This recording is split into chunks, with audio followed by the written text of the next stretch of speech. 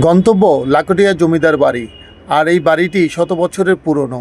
এই জমিদার বাড়িতে আপনারা কিভাবে যাবেন আর এই বাড়িতে কি কি আছে সব কিছু নিয়ে একটি বিস্তারিত ভিডিও থাকবে আজকে। ভিডিওটি বড় হতে পারে, অবশ্যই সাথে থাকবেন।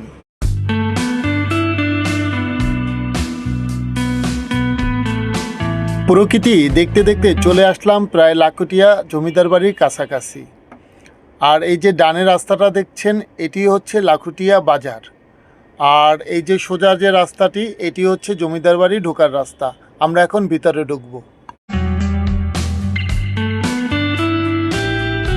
জমিদার বাড়ি ঢোকার পথে রাস্তার পাশে দাঁড়িয়ে আছে শত বছরের পুরনো বিল্ডিংগুলি, দেখতে অসাধারণ।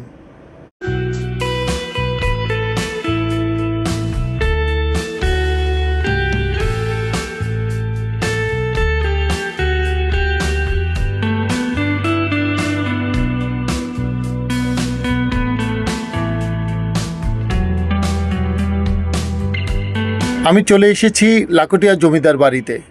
আর এই জমিদার বাড়ির সংস্কার কাজ অনেক দিন যাবতই চলমান, তো এখন পর্যন্ত কাজ শেষ হয়নি।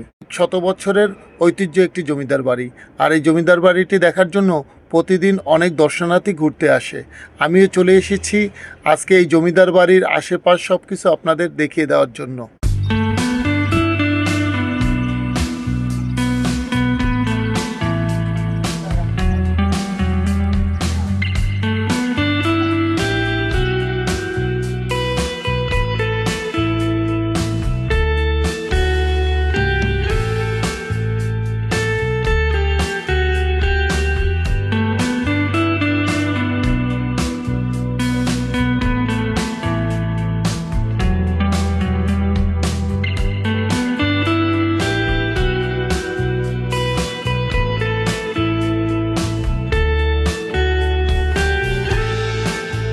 এই জমিদার বাড়িটি অবস্থিত হচ্ছে লাকটিয়া বাজারের পশ্চিম সাইডে যে রাস্তাটি আছে, রাস্তাটির মাথায়। আর এখানে আসতে হলে আপনারা বরিশাল সদর থেকে যারা আসবেন তারা নতুন বাজার মরকখোলা পোল হয়ে সোজা লাকটিয়া সড়ক ধরে চলে আসতে পারবেন। এখন আমরা যাব জমিদার বাড়ি দিঘির পাড়ে।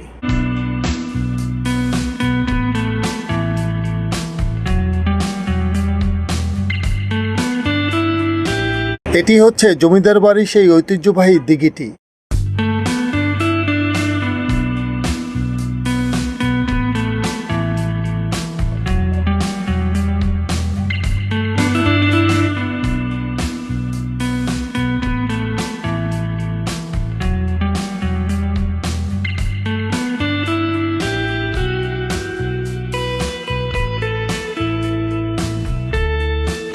আমাদের ঘোরাঘুরি করতে করতে সন্ধ্যা হয়ে গিয়েছিল।